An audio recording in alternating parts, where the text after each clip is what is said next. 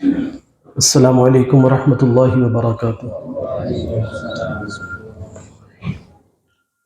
میرے محترم بھائیوں، دوستوں اور بزرگوں، فروری کی آج 9 تاریخ ہے اور 14 تاریخ کو ویلنٹائن ڈے کے نام سے معاشرے کے اندر ہمارا غافل نوجوان طبقہ اس دن کی قباحتوں سے غافل ہو کر اس میں ملوث ہو جاتا ہے۔ آج کے اس خطبہ جمعہ میں کچھ والدین کی ذمہ داریاں اور نوجوانی کے ان ایام کی اہمیت کیا ہے، اس حوالے سے چند گزارشات آپ حضرات کی خدمت میں عرض کرنی ہے۔ دعا ہے کہ اللہ جل شانہ قرآن و سنت کے مطابق سلیقے سے گفتگو کرنے، توجہ سے سننے اور ہم سب کو عمل کرنے کی توفیق عطا فرمائے۔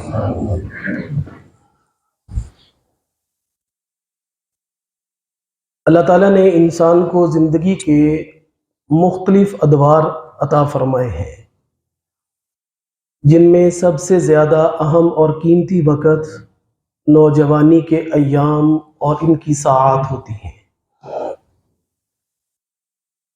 جوانی کی اہمیت کسی بھی معاشرے کے اندر اس کی فلاح و بہبود اور اس کی ترقی کے اندر ایک کلیدی کردار نوجوانوں کا ہوتا ہے۔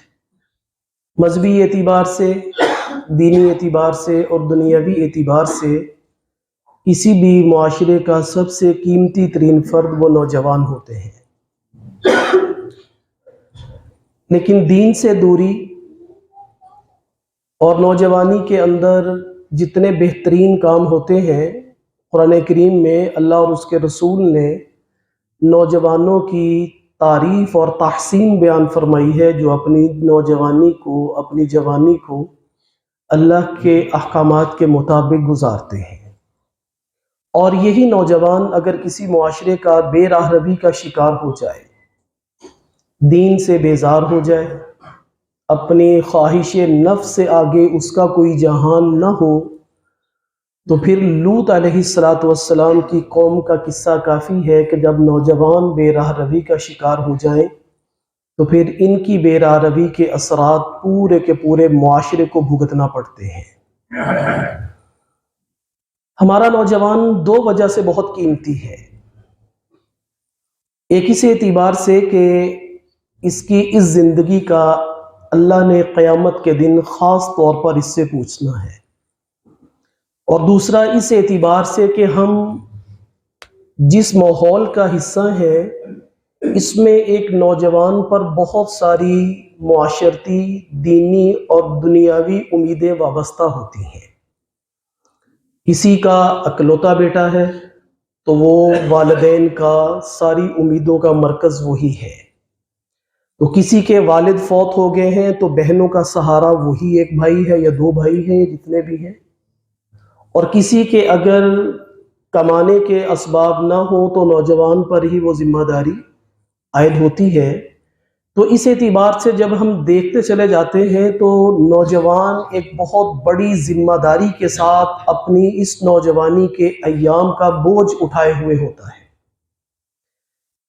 لیکن کم قسمتی سے جہاں پر ہم اور بہت سارے حوادث کا شکار ہیں، ان میں سے ایک ہمارا حادثہ اور المیہ یہ بھی ہے کہ ہمارے اسی نوجوان کی تربیت گھر سے لے کر پڑھنے کے اداروں تک اس اعتبار سے نہیں کی جاتی کہ یہ نوجوان جوانی کے عالم میں ایک اچھا معاشرے کا فرد بنے۔ اللہ ماشاء اللہ اچھی مثالیں بہرحال موجود ہوتی ہیں، لیکن بات اکثریت کی ہے۔ یا وہ ایک اچھا خامن ثابت ہو سکے، یا وہ ایک اچھی اولاد کی حیثیت سے اپنے ماں باپ کی آنکھوں کی ٹھنڈک بن سکے، یا وہ ایک اچھا سلجھا ہوا تاجر بن سکے۔ تو ایسی مثالیں میں نے عرض کیا کہ معاشرے میں موجود ضرور ہے، لیکن کم ہے، نوجوان غفلت کا شکار زیادہ ہے۔ قرآن کریم میں اللہ تعالیٰ نے نوجوانوں کی ماحول پر اثرات کو کئی ایک مقامات پر بیان فرمایا ہے۔ اصحاب کہف جو تھے، یہ کوئی پوری قوم یا پورا کوئی قبیلہ نہیں تھا، نحن نقص علیک نبأہم بالحق، اللہ تعالیٰ فرماتے ہیں ہم آپ کو بہترین پورے کا پورا بغیر کسی کمی کے، بغیر کسی معاشرتی اس میں آمیزش کے اس کا واقعہ ہم آپ کو سناتے ہیں۔ اذ قربا قربانا، اور ادھر معاشرے کے اندر جب نوجوان بے راہ روی میں جاتا ہے تو حضرت آدم علیہ السلام کے دو بیٹوں کا قصہ ہے۔ وَاتْلُ عَلَيْهِمْ نَبَأَ بَنِي آدَمَ بِالْحَقِّ، ہم بہترین کس طریقے سے آپ کو آدم علیہ السلام کے دو بیٹوں کا قصہ بھی اللہ فرماتے ہیں ہم سناتے ہیں۔ تو وہاں پر بھی نوجوان بھٹکا ہے اور قتل تک حسد کی آگ میں بھڑکتا ہوا پہنچا ہے۔ اور سورہ کہف میں جہاں پر اللہ تعالیٰ نے بیان فرمایا ہے کہ وہ دقیانوس بادشاہ، بعضوں نے کہا کہ وہ عیسائی مذہب پر تھا، تو وہ زبردستی اپنی قوم کو بت پرستی کی طرف آمادہ کرتا تھا۔ تو ان میں سے چند نوجوان اکٹھے ہوئے، چند نوجوانوں نے یہ عزم کیا کہ جب انہوں نے یہ کہا لن ندعو من دونہ الہا لقد قلنا اذا شططا، کہ ہمارا رب تو وہ ہے جو آسمانوں اور زمین کا رب ہے، اس کے علاوہ اگر ہم کسی کو اپنا معبود تصور کر لیں تو یہ ایک بے وقوفی کی اور کم عقلی کی بات ہے۔ تو معاشرے کے اندر ایک نوجوان نے، اور فتن کا لفظ آتا ہے جو چند لوگوں کے پر بولا جاتا ہے، اور عربی کے اعتبار سے اس کا محل 3 سے 9 افراد ہوتے ہیں۔ بس 3 سے لے کر 9 کے افراد تھے جو نوجوان تھے، جنہوں نے اس بادشاہ کے سامنے کھڑے ہو کر یہ اعلان کیا کہ ہمارا رب، ہمارا خدا آسمان اور زمین کا جو خالق ہے وہ ہمارا رب ہے، وہ تو ہمارے معبود اور ہماری عبادت کے لائق یہ خدا ہمارے نہیں ہو سکتے۔ اسی طرح حضرت ابراہیم علیہ السلام نے جب بتوں کو توڑا تو انہوں نے یہ کہا سمعنا فتى یذکرہم، سنا ہے کہ ایک نوجوان ہے یقال لہ ابراہیم، جس کو ابراہیم کہا جاتا ہے۔ تو انہوں نے بھی نام کے طور پر یہ کہا کہ ایک نوجوان ہے، ایک جوان آدمی ہے جس نے ایسا کیا ہوگا۔ تو اس سے قرآن کریم کے اندر جوانی کے اوقات اور لمحات کی اہمیت سمجھ میں آتی ہے کہ نوجوانی کے اندر انسان کے اندر ایک تو اللہ تعالیٰ نے صلاحیت یہ رکھی ہوتی ہے کہ یہ حق کو قبول کرنے کی استعداد زیادہ رکھتے ہیں، اور دوسری نوجوانی کی خوبی اور خصوصیت یہ ہے کہ نوجوان آدمی بغیر کسی جھجک کے، بغیر کسی خوف کے اپنے اعتراض کو اپنے مخاطب کے سامنے کہنا جانتا ہے۔ اس کے اندر اگر کہنے کا سلیقہ آ جائے تو یہ نور علی نور جیسا معاملہ ہو جاتا ہے۔ لیکن جس طرح یہ اپنے مقدمے کو پیش کرنے کے لیے بلا خوف ہو کر اعتراض، سوال، اختلاف رائے کرتا ہے، اسی طرح اس کے اندر ان اوقات کے اندر ایک خوبی یہ ہے کہ یہ حق کو قبول کرنے کی استعداد بھی زیادہ رکھتے ہیں۔ تو انہوں نے بھی یہ کہا کہ ایک نوجوان ہے جس کو ابراہیم کہا جاتا ہے، اسی نے ایسا کیا ہوگا۔ تو اس سے معلوم یہ پڑتا ہے کہ نوجوان کسی بھی ملک و ملت کے بنیادی ایک کلیدی قسم کے کردار ادا کرنے کی صلاحیت رکھتے ہوتے ہیں۔ حدیث طیبہ کے اندر بھی سرکار دو عالم صلی اللہ علیہ وسلم نے ایسی باتیں ارشاد فرمائی ہیں جس سے اس عمر کے حصے کی اہمیت معلوم ہوتی ہے۔ ایک حدیث میں آپ صلی اللہ علیہ وسلم نے، مشکوٰۃ شریف میں بھی ہے اور صحیحین کی بھی یہ روایت ہے، جس میں آپ نے فرمایا کہ 5 چیزوں کو 5 چیزوں سے پہلے غنیمت سمجھو، ان سے فائدہ اٹھا لو۔ اس میں سے ایک یہ ہے شبابک قبل حرامک، اپنی جوانی کو بڑھاپے سے پہلے غنیمت سمجھو اور اپنی جوانی سے بھرپور قسم کا فائدہ اٹھا لو۔ ایسا نہ ہو کہ تمہاری جوانی بھی ضائع ہو جائے اور بڑھاپا بھی اسی حالت میں اگر آ گیا تو یہ اور خسران اور نقصان ہو جائے گا۔ جامع ترمذی کی ایک روایت میں آپ صلی اللہ علیہ وسلم نے آخرت کی منظر کشی کچھ اس انداز سے بیان فرمائی ہے کہ جس میں 5 سوالات کیے جائیں گے، ان میں سے 4 کا تعلق جوانی کی عمر ہی سے ہے۔ آپ صلی اللہ علیہ وسلم نے فرمایا، عبداللہ بن مسعود رضی اللہ تعالیٰ عنہ اس کے راوی ہیں، لا تزول قدم ابن آدم یوم القیامت حتی یسأل عن 5، اس وقت تک آدمی اپنے پاؤں سے ذرہ برابر بھی آگے پیچھے نہیں ہو سکے گا جب تک کہ وہ 5 سوالوں کے جواب نہ دے۔ پہلا سوال عن عمرہ فیما افنا، ساری عمر کہاں پر گزاری؟ اس ساری عمر کے اندر جوانی بھی ہے۔ پہلا سوال عن عمرہ فیما افنا، ساری زندگی کہاں پر گزاری، کس فکر، کس سوچ، کس دوڑ، کس لگن، زندگی کا سب سے بڑا مقصد کیا تھا، اس کے بارے میں ایک سوال ہوگا۔ اور اس عمر کے اندر ہم نے جوانی کے لمحات بھی گزارے ہوتے ہیں۔ دوسرا آپ صلی اللہ علیہ وسلم نے خاص طور پر فرمایا عن شبابہ فیما ابلا، خاص طور پر جوانی کے لمحات کن کاموں کے اندر گزارے۔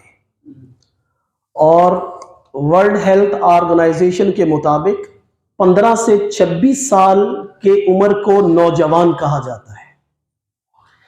یہ 15 سے لے کر 26 سال تک کی جو عمر ہے، اور شریعت کی اصطلاح میں جب آدمی جوان ہوتا ہے، بالغ ہوتا ہے، اس کے بعد سے وہ شریعت کے احکام کا مکلف ہو جاتا ہے۔ تو ان اوقات کا جو یہ 10-11 سال کا پیریڈ ہے، اس کے اندر انسان کی سوچ، اس کی فکر، اس کا محور مرکز محنتوں کی کیا چیز تھی؟ تو دوسرا آپ صلی اللہ علیہ وسلم نے فرمایا عن شبابہ فیما ابلا، یہ پوچھا جائے گا کہ بھائی جوانی کیسے گزاری ہے، جوانی کے اندر تمہارا رہن سہن، تمہاری ایکٹیویٹیز، تمہارا مشغلہ، تمہارا شوق کیا ہوتا تھا؟ آج اگر ہم نوجوانوں کو دیکھتے ہیں تو ان کا سب سے بڑا شوق خود نمائی ہے، اپنے آپ کو طرح طرح سے سوشل میڈیا پر یا معاشرتی طور پر اپنے آپ کا اظہار ہے۔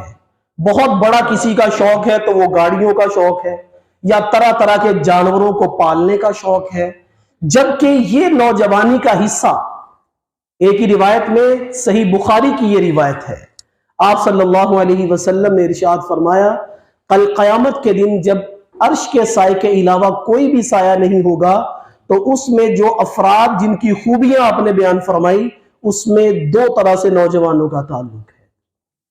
ایک کا تعلق اس اعتبار سے ہے کہ آپ صلی اللہ علیہ وسلم نے فرمایا رجل ذکر اللہ خالیا ففاضت عیناہ، رجل شاب نشأ فی عبادت اللہ۔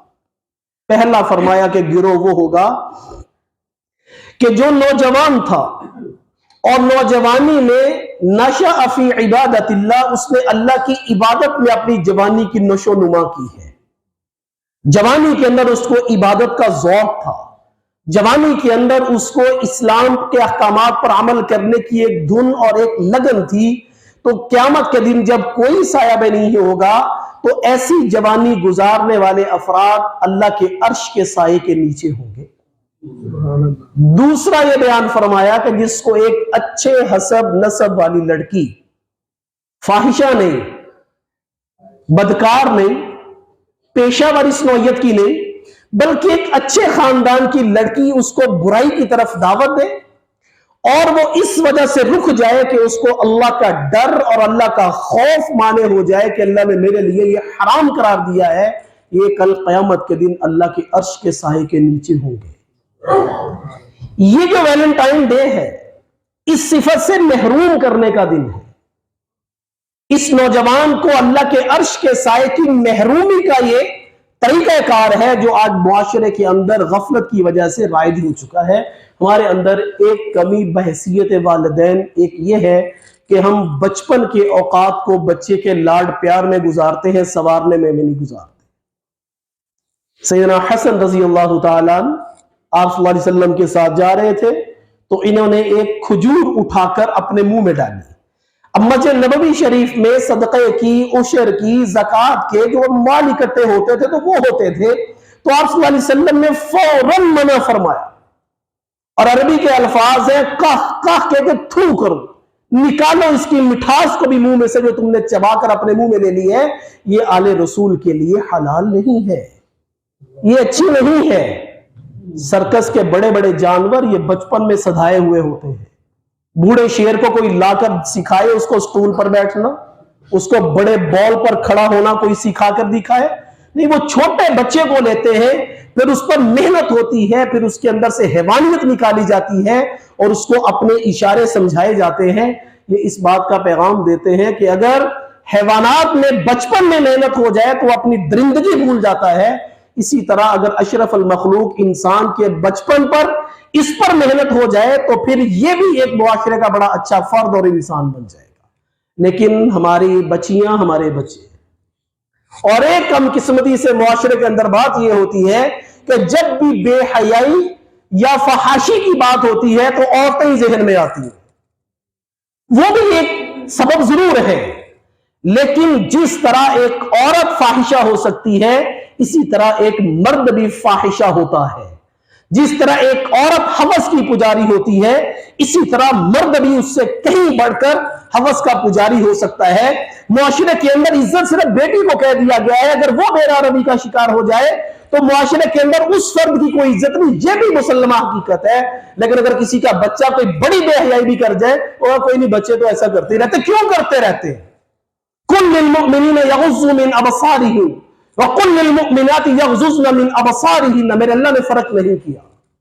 کہ مردوں کو بھی کہو کہ اپنی نظریں نیچے جھکا کے چلے، اور عورتوں کو بھی کہو کہ اپنی نظریں نیچے جھکا کے چلے۔ وَلَا تَقْرَبُوا الْفَوَاحِشَ مَا ظَهَرَ مِنْهَا وَمَا بَطَنَ وَلَا تَقْرَبُوا الزِّنَا إِنَّهُ كَانَ فَاحِشًا وَسَاءَ سَبِيلًا، کہ ظاہری اور باطنی ہر قسم کی برائی میں مرد بھی اور عورتیں بھی ان برائیوں سے بچیں۔ وَلَا تَقْرَبُوا الزِّنَا إِنَّهُ كَانَ فَاحِشًا وَسَاءَ سَبِيلًا، بڑا برا ہے وہ طریقہ جس کا انجام زنا بن جائے، بہت بری ہے وہ انسان کی آپس کے تعلقات کی حقیقت جب اس کا منتہا صرف ہوس پرستی رہ جائے۔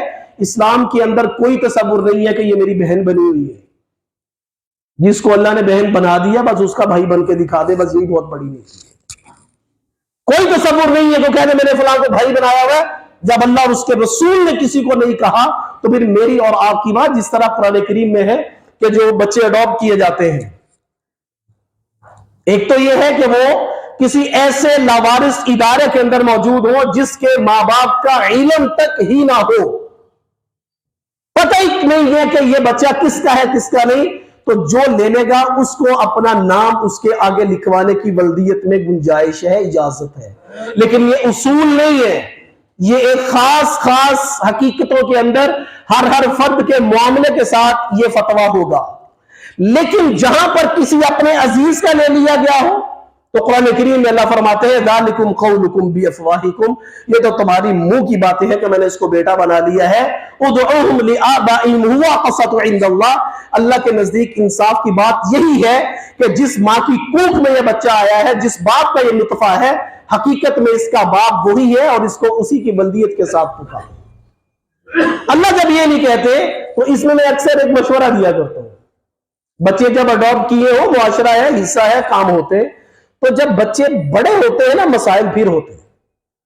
اگر عورت نے کوئی لینا ہو، بیوی نے کوئی لینا ہو اپنے بھائی کا، اپنے بہن کا، تو وہ بیٹا لے۔ کل کو چھوٹے بچے کو نہیں پتا ہوگا کہ یہ میری حقیقی ماں ہے، یہ میری ماں نہیں ہے۔ اگر وہ خانم کا بھتیجا لے لے گی تو یہ اس کا محرم نہیں ہے۔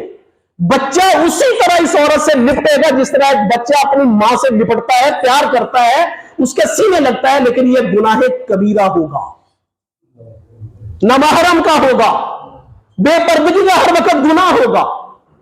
اور اگر عورت نے اپنا بھانجا لیا ہے تو یہ اس کا محرم ہے، یہ اس کو اس سے پردہ فرض نہیں ہے، تو خامن کے لیے تو مرد سے پردہ ویسے بھی نہیں ہے۔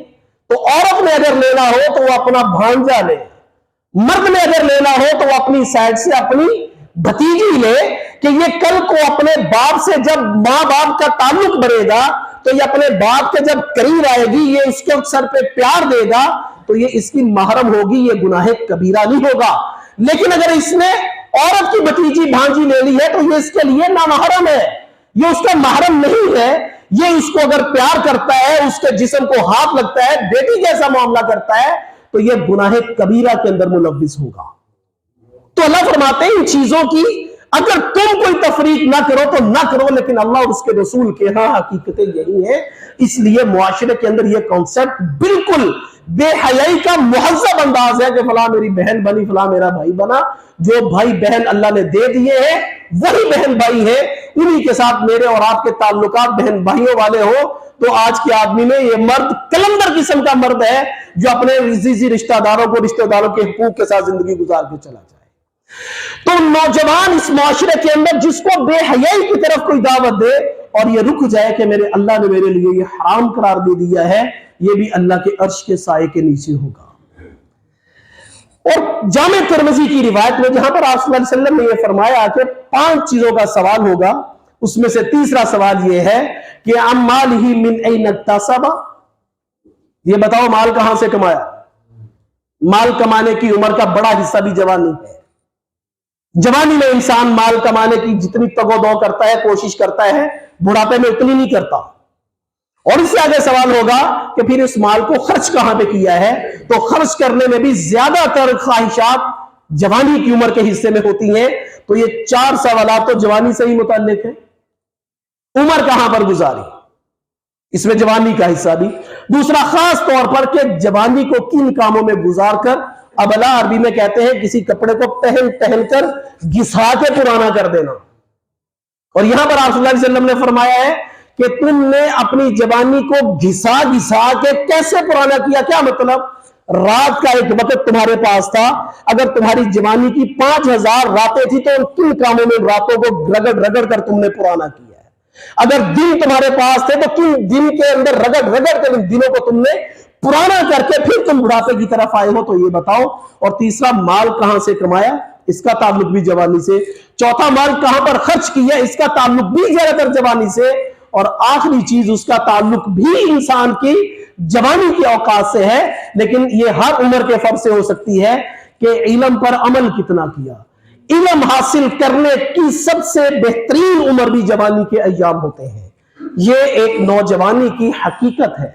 لیکن آج میں نے عرض کیا، عربی کا ایک مقولہ ہے تعرف الاشیاء باضدادها، کہ چیزیں اپنی اگینسٹ چیزوں سے، مخالف چیزوں سے پہچانی جاتی ہیں۔ دھوپ میں تھوڑی دیر کھڑے ہو، پھر آپ کو دھوپ کی تمازت اور حدت لگے، شدت حرارت پہنچے، پھر آپ چھاؤں میں آئے تو آپ کو پھر سائے کا پتہ چلے گا کہ سایہ کس کو کہتے ہیں۔ سائے سے بیٹھ کر ذرا دھوپ کی طرف نکلے، پھر آپ کو سائے کی حقیقت پتہ چلے گی کہ ٹھنڈک کس کو کہتے ہیں۔ اس طرح تعرف الاشیاء باضدادها، معاشرے کے اندر جب تک اچھائیوں اور برائیوں میں ہم والدین فرق نہیں کریں گے۔ بخاری شریف کی ایک روایت ہے جہاں پر میں نے اور آپ نے اپنی زندگی کا حساب دینا ہے، وہاں پر میرے اور آپ کے ذمہ اللہ تعالیٰ نے صرف بچوں کو ڈانٹنا ڈبڑنا نہیں رکھا، صرف بیوی کو محکومیت کے لیے نہیں رکھا، بلکہ آپ صلی اللہ علیہ وسلم نے فرمایا الا کلکم راع وکلکم مسئول عن رعیتہ، تمہیں ہم نے ایک چھوٹی سی سلطنت کا حکمران بنایا ہے، اس میں تمہارے بچے ہیں، تمہاری بچی ہیں، تمہاری بیوی ہے، ہم نے تمہیں ان کے بارے میں بھی پوچھنا ہے کہ تم نے ان کے بارے میں کتنا ان کو دین سکھایا، کتنے ان کو آداب بتائے، کتنا یہ دین کی طرف راغب تھے۔ میں اس وقت صرف ایک جہت کی بات کر رہا ہوں کہ اس نوجوان کا رخ دین کی طرف ہونا چاہیے، اور اس میں کوئی ایسی بات نہیں کہ معاشرتی اعتبار سے ہم بچوں کو کالج یونیورسٹی سے ہٹا لیں، ان کو ہم مسجدوں میں ٹوپیاں لے کر بٹھا دیں، ان کو ہم تلاوتیں۔ یہاں پر بھی ایک بات ذہن میں رکھیں، معاشرے کے اندر عبادت گزار ہونے کے بارے میں بھی دھوکہ ہے۔ معاشرہ یہ سمجھتا ہے کہ نماز پڑھ لینا، تسبیحیں کر لینا، تلاوتیں کر لینا یہ عبادت ہے، لیکن اللہ کے نبی کی نظر میں عبادت کچھ اور ہے۔ یہی وجہ ہے کہ جس طرح ایک مریض آدمی، ڈاکٹر اس کو بڑی اچھا نسخہ دے صحت مند ہونے کے لیے، لیکن یہ وہ نسخہ بھی استعمال کرتا رہے اور ساتھ میں بد پرہیزی بھی کرتا رہے، تو اس نسخے کی طاقت اور توانائی اور فائدہ کم ہو جائے گا، ضائع نہیں ہوگا۔ جو فائدہ اس کو نسخے سے ہونا چاہیے تھا، بد پرہیزی کی وجہ سے وہ حاصل نہیں ہو رہا۔ اگر یہ بد پرہیزی نہ کرتا تو وہ نسخہ اس کو تندرست کرتا، اس کو توانا کرتا، اس کی صحت کا ضامن بنتا۔ اسی طرح آج ہم سالوں سال سے نمازی ہیں، سالوں سال سے ہم حاجی بھی ہیں، ہمارے عمرے بھی ہیں، ہماری زکاتیں بھی ہیں، ہمارے ہاتھوں میں تسبیحیں بھی ہیں، لیکن ہماری نمازیں ہمارے اوپر یہ اچھا اثر کیوں نہیں چھوڑ رہی؟ اس لیے کہ معصیت اور گناہ سے بچنے کا وہ داعیہ نہیں ہے جو نمازوں کو پورے طریقے سے انسان کی زندگی پر اثر انداز کرتا ہے۔ جس طرح ایک مریض آدمی بہت اچھی دوا استعمال کرتا ہے لیکن ساتھ بد پرہیزی کرے گا تو دوائی کی افادیت کم ہو جائے گی، اسی طرح آج ہماری یہ جو ٹوٹی پوٹی سے سجدے ہیں، یہ گناہ کی معصیت سے نہ بچنے کی وجہ سے یہ بھی اپنا پورا اثر معاشرے کے اندر نہیں دکھاتے۔ آپ صلی اللہ علیہ وسلم نے فرمایا کون ہے جو مجھ سے من یاخذ عنی ہؤلاء الکلمات فیعمل بہن او یعلم من یعمل بہن، اب نے فرمایا کون ہے جو مجھ سے چند باتیں سیکھے گا یا خود ان پر عمل کرے یا ایسے لوگوں کو سکھا دے جو ان پر عمل کر لے۔ تو ابو ہریرہ فرماتے ہیں میں نے کہا یا رسول اللہ میں سیکھوں گا، تو آپ نے اس میں سے ایک بات یہ ارشاد فرمائی اتق المحارم تکن اعبد الناس، اللہ کی حرام کردہ چیزوں سے اپنے آپ کو بچاؤ، تم لوگوں میں سب سے بڑے عبادت گزار بن جاؤ گے۔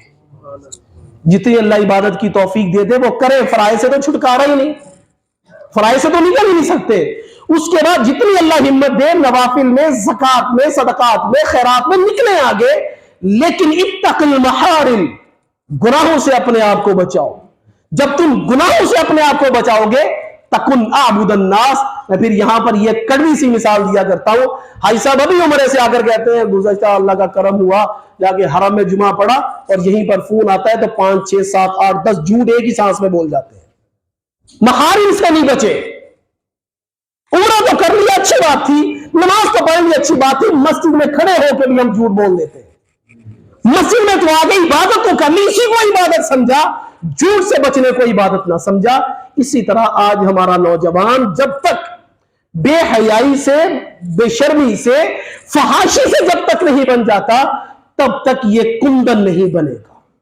اپنی خواہشات کو چھوڑ کر قرآن کریم میں اللہ تعالیٰ نے عجیب عجیب طرح سے سمجھایا ہے، کبھی کھولنے کی اللہ توفیق دے۔ میں اکثر یہ کہتا ہوں آپ پکڑیں کسی کو بھی، اس فرد کو پکڑیں جس کو آپ سمجھتے ہیں نہ دین کا پتہ نہ دنیا کا پتہ، کچھ بھی پتہ نہیں، پھر اس سے آپ یہ ایک سوال کریں کہ بھائی تمہارا خدا اللہ ہے یا تمہاری خواہشات تمہارا خدا ہے؟ تو میرے بھی خیال میں کہ کوئی پاگل قسم کا آدمی بھی یہ کہہ دے جب آپ اللہ کا اور خواہشات کا لفظ لے کر آئیں گے کہ میرا رب خواہشات ہے، وہ میرا اللہ، اللہ کو مانتا ہوں میں، اللہ ہے، لیکن اللہ تعالیٰ ایک حقیقت بیان فرماتے ہیں۔ اللہ تعالیٰ اپنے نبی کو فرماتے ہیں اَرَأَيْتَ مَنِ اتَّخَذَ إِلَٰهَهُ هَوَىٰ، پیغمبر صلی اللہ علیہ وسلم کہ آپ نے ان لوگوں کو دیکھا ہے جن کی خواہشات ہی ان کا معبود ہے۔ جھوٹ نہیں ہو سکتا، قطعاً جھوٹ نہیں ہو سکتا، اس میں خواہشات ان کا خدا ہے، کیا مطلب؟ اب اس کو ذرا ایکسپلین کریں اور ساتھ اس کے قبر کے سوالات کو بھی جوڑ لیں۔ پہلا سوال ہوگا یہ، اس کو میں ایکسپلین کرنے لگا ہوں کہ خواہشات خدا کیسے ہیں اور اس کا مطلب کیا ہے، اور ہم میں سے ہر ایک جس سطح کا بھی ہوگا اپنے اپنے گریبان میں میرے سمیت ہر ایک آدمی جھانک کے دیکھ لے۔ پہلا سوال ہوگا من ربک، ہاں بھی تیرا رب کون ہے؟ تو جو رب جس کو کہتے ہیں وہ خالق بھی ہے، وہ رازق بھی ہے، وہ جبار بھی ہے، وہ قہار بھی ہے، وہ ستار بھی ہے۔ اور ایک آدمی کہتا ہے کہ جھوٹ نہ بولیں گے تو فائدہ نہیں ہوتا، تو یہ رازق کس کو سمجھ رہا ہے، اللہ کو یا جھوٹ کو؟ جھوٹ کو۔ ایک آدمی کہہ رہا ہے دکان بند کروں گا تو گاہک چلا جائے گا، تو اس کا مطلب ہے کہ دکان کا نماز کے وقت میں کھلا رہنا، نمازیں چھوڑ دینا، اس سے رزق کس کو آئے گا؟ تو یہی تو خواہشات ہے، کوئی اور کوئی بڑا کوئی بت نہیں ہے خواہشوں کا، یہ اندر کا بت ہے خواہشات جو انسان کے اندر ہے۔ یہ نہیں کروں گا تو لوگ کیا کہیں گے، معاشرہ کیا کہے گا؟ یہ جو چیزیں ہیں خواہشات کی، اپنی خواہشات کی، یہ خدا ہے جو اللہ تعالیٰ قرآن کریم میں فرماتے ہیں من ربک، تیرا رب کون ہے؟ اگر میں نے یہ سمجھ لیا کہ ابھی جھوٹ بولوں گا تو میری عزت ہے، تو اس کا مطلب ہے کہ پھر تعز من تشاء وتذل من تشاء، اس کو تو ہم بھول گئے کہ عزتیں اور ذلتیں دینے والی ذات کون سی ہے؟ خدا کی۔ لیکن میں تو سمجھ رہا ہوں کہ جھوٹ بول کر، جھوٹی قسم کی باتیں کر کے میں اپنی عزت بڑھا لوں گا، تو پھر یہی تو خواہشات ہے، میرے اندر کی زندگیاں ہیں۔ تو آج کا نوجوان بہت آلائشوں میں ہے، لیکن یہ ہمارے ہاتھوں میں ہی پلا بڑا ہے۔ میں نے شروع میں کہا تعرف الاشیاء بأضدادها، ہم ماں باپ یہ دیکھ لیں کہ میں نے جوانی کیسی گزاری ہے، میں اپنے بچے کو کم از کم ایسا نہ کرنے دوں، اور اگر میں نے اچھی گزاری ہے تو میں پھر اپنے بچے کو اس سے بھی زیادہ اچھا بناؤں۔ اگر خدا نہ خواستہ میں دوسری طرف تھا تو پھر ایسا ظلم تو نہ کروں کہ میرا بچہ بھی اسی راستے پہ چلا جائے۔ اس لیے ایسے ویلنٹائن ڈے، کوئی ایسے غیر مسلم تہوار معاشرے کے اندر بیداری بہت زیادہ ہے، بہت جانکاری بہت زیادہ ہے، لیکن آپ صلی اللہ علیہ وسلم نے ایک حدیث طیبہ میں ارشاد فرمایا تھا کہ صحابہ اکرام کو کہ تم ایک ایسے وقت میں ہو جب تمہارے درمیان باتیں کرنے والے بہت تھوڑے ہیں، عمل کرنے والے زیادہ ہیں۔ تمہارے بعد کچھ لوگ آئیں گے جو باتیں کرنے میں بہت تیز ہوں گے، لمبے لمبے لیکچرز آپ دیکھ لیں، لیکن عمل کرنے کے اندر وہ بہت پیچھے ہوں گے۔ اس طرح صرف جانکاری کا نام علم نہیں ہے۔